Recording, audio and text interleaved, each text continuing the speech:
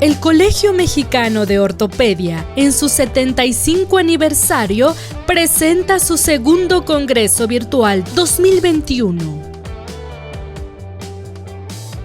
El doctor David Benavides Rodríguez es médico ortopedista cirujano de columna. Se desempeña como jefe del servicio de columna del Hospital Dr. Germán Díaz Lombardo.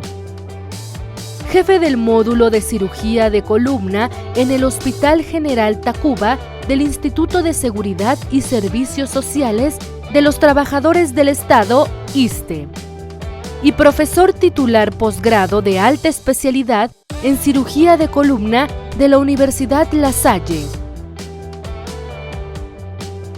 El doctor David Benavides nos hablará sobre complicaciones quirúrgicas en escoliosis idiopática.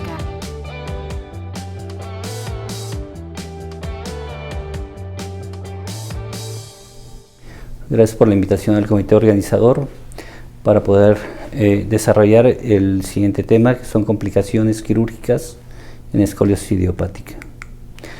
La escoliosis idiopática del adolescente se encuentra entre las deformidades más frecuentes en niños, adolescentes y adultos jóvenes.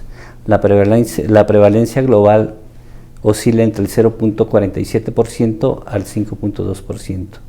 Entre el 5 y el 23% de ese tipo de deformidades experimentan complicaciones quirúrgicas. Las complicaciones quirúrgicas en este tipo de deformidades pueden ser mayores, como aquellas que requieren reoperación y ponen en peligro la vida del paciente y son potencialmente mortales, o aquellas que están asociadas a lesión medular o raíces nerviosas. Por el tiempo en el que transcurren este tipo de complicaciones, pueden ser transoperatorias, que se desarrollan durante el procedimiento quirúrgico, pueden ser perioperatorias, que se desarrollan una semana después de la cirugía o del procedimiento quirúrgico, o posoperatorias tempranas, que pueden ser entre la segunda y cuarta semana después del procedimiento quirúrgico. Las posoperatorias tardías pueden ser 4 semanas después del procedimiento quirúrgico. La lesión neurológica. La lesión neurológica es una de las complicaciones que más cuidamos para evitar tener algún tipo de secuela con afectación ya sea a médula o a raíces nerviosas. La tasa de prevalencia de las lesiones neurológicas oscila entre el 0.3% y el 4%. Las lesiones neurológicas se pueden desarrollar por esos siguientes puntos. Una es la compresión medular por implantes, se puede desarrollar en el momento de la colocación del tornillo o algún otro tipo de implante que se llegue a utilizar durante este tipo de procedimientos. Generalmente se presenta cuando se viola la pared medial del pedículo o se coloca el implante fuera del pedículo durante el procedimiento quirúrgico. La invasión del implante o del tornillo al conducto vertebral es lo que genera la compresión de la médula o del saco o de las raíces nerviosas. El hematoma o absceso epidural que se puede llegar a presentar generalmente se debe a la contusión que se desarrolla al momento de hacer una descompresión, una osteotomía o la colocación también del implante. La lesión de los elementos nerviosos generalmente se llega a presentar posterior a una contusión del saco dural o de la médula espinal o de las raíces nerviosas al momento de hacer algún tipo de descompresión o osteotomía durante el procedimiento quirúrgico. La distracción medular durante la corrección quirúrgica se llega a presentar al momento en que nosotros hacemos la corrección de la deformidad.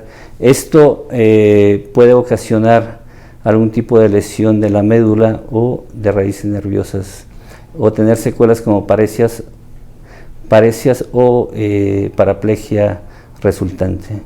La lesión isquémica generalmente se presenta durante un sangrado excesivo y por una hipoperfusión a la médula espinal. Nos puede tener secuelas también de paresia o de paraplegia. La neurovigilancia intraoperatoria llega a tener un papel para poder disminuir el porcentaje de afectación de las lesiones neurológicas que se pueden desarrollar durante un evento quirúrgico. Tiene una especificidad del 88% y una sensibilidad de un 100%. Importante para poder detectar déficits neurológicos retardados. Factores de riesgo que pueden influir para que se presenten ese tipo de lesiones neurológicas: cuando hacemos corrección de cifosis, cuando tenemos un ángulo de Cobb arriba del 90%, cuando son curvas con una deformidad importante y curvas estructuradas, cuando hacemos cirugías de revisión, cuando hacemos artrodesis anterior y posterior, cuando realizamos osteotomías. Con osteotomías este tipo de complicaciones se presentan en un 2% y sin osteotomías ese tipo de complicaciones se presentan en 0.9%. Los desgarros durales son complicaciones que se pueden presentar de forma frecuente y se pueden desarrollar desde el inicio de la cirugía al momento de hacer el abordaje, dado que los espacios interlaminares en la parte convexa de la curva se encuentran un poquito más abiertos y el ligamento amarillo de forma relativa es muy delgado. Al momento de hacer la disección de los tejidos blandos, en ocasiones se puede llegar a lastimar lo que es la parte dural del saco dural con el mismo electrobisturí. Este tipo de complicaciones oscila entre el 0.12% y el 0.26%. Se llega a presentar también de forma muy importante en deformidades estructuradas o rígidas, dado que en ocasiones hay que hacer descompresión o retiro de tejidos para poder liberar o aflojar lo que es la propia deformidad durante el procedimiento quirúrgico. El tratamiento, lógicamente, bueno, pues es la reparación in situ o inmediata, la inmovilización postquirúrgica si es que pensamos que puede haber fuga de líquido cefalorraquídeo, y la colocación de algún tipo de drenaje como es el perifix. La posición del paciente es muy importante para poder evitar algún tipo de complicaciones como son las siguientes: la lesión del plexo braquial y sobre todo la lesión de tejidos blandos en puntos de apoyo, en prominencias óseas en las cuales se llegan a presentar en pacientes mal acomodados. La frecuencia de este tipo de complicaciones oscila entre el 0.5%. El sangrado intraoperatorio o durante el procedimiento quirúrgico. Aquí es muy importante en este tipo de procedimientos quirúrgicos tener a la disponibilidad el tipaje y cruzar paquetes globulares así como plasma para poder tenerlos en reserva en caso de que sean necesarios por algún tipo de sangrado importante que se llegue a presentar durante el evento quirúrgico. Nosotros llegamos a utilizar recuperadores celulares para poder recuperar y evitar de esa forma la transfusión sanguínea para este tipo de pacientes. Lógicamente depende de la agresividad y la extensión del tipo de procedimiento que vayamos a hacer. Los factores que se asocian para que se presente este tipo de complicaciones son pacientes del sexo femenino, deformidades con mayor ángulo de Cobb, fusiones de segmentos largos, fusiones de la columna lumbar y niveles bajos de hemoglobina que llegan a presentar este tipo de pacientes. Complicaciones abdominales y gastrointestinales. La frecuencia de este tipo de complicaciones oscila entre el 2.7%. Las complicaciones abdominales que se llegan a presentar durante este tipo de procedimientos es la lesión esplénica. Este tipo de lesiones se llegan a presentar durante la corrección de la deformidad o de la curva.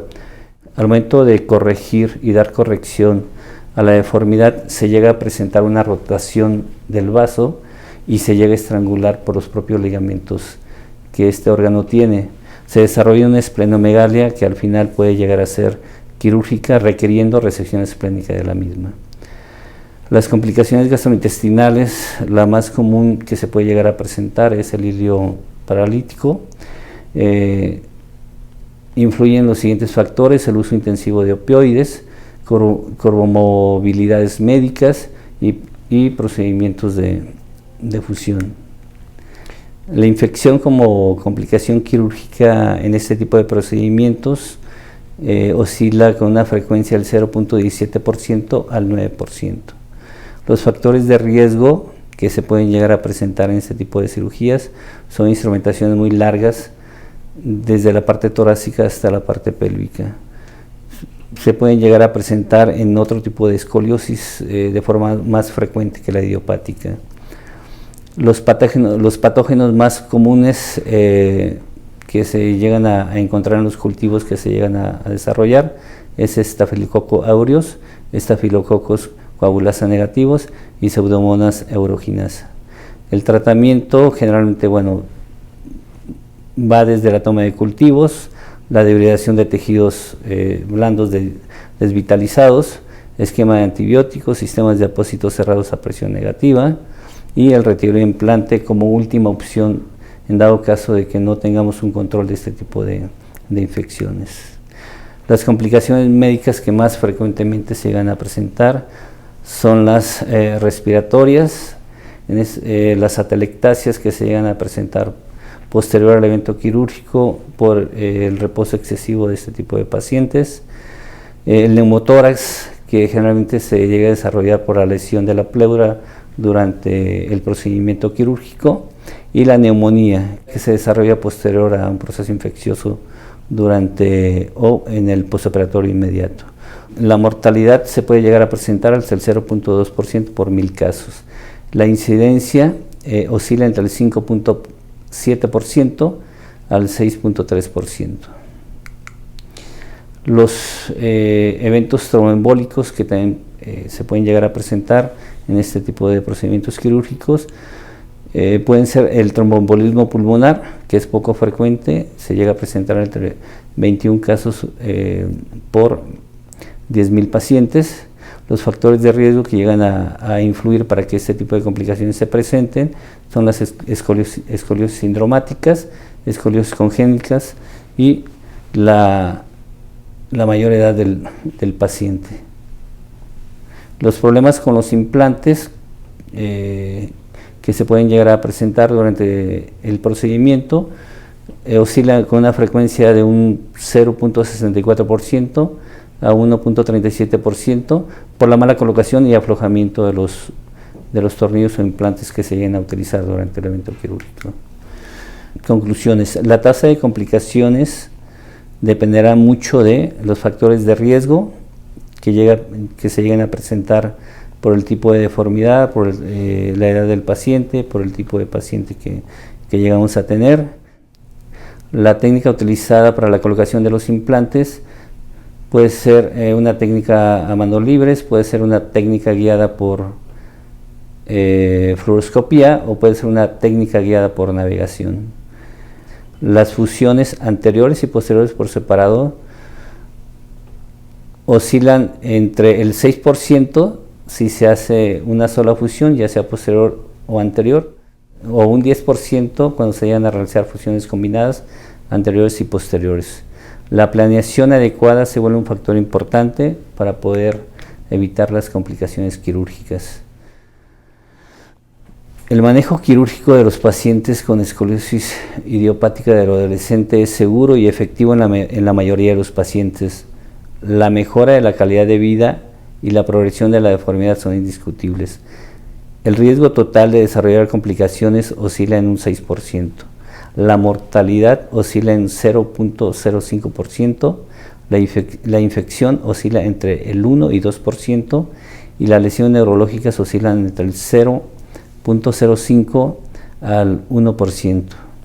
La lesión neurológica representa sin duda alguna la complicación más grave y como tal la más temida por el cirujano.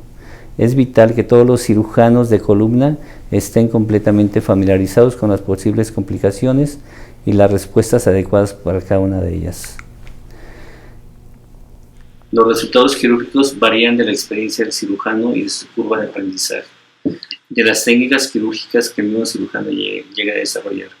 Actualmente las técnicas modernas como la navegación en la colocación de los implantes llegan a mejorar el pronóstico y la baja de complicaciones para este tipo de procedimientos.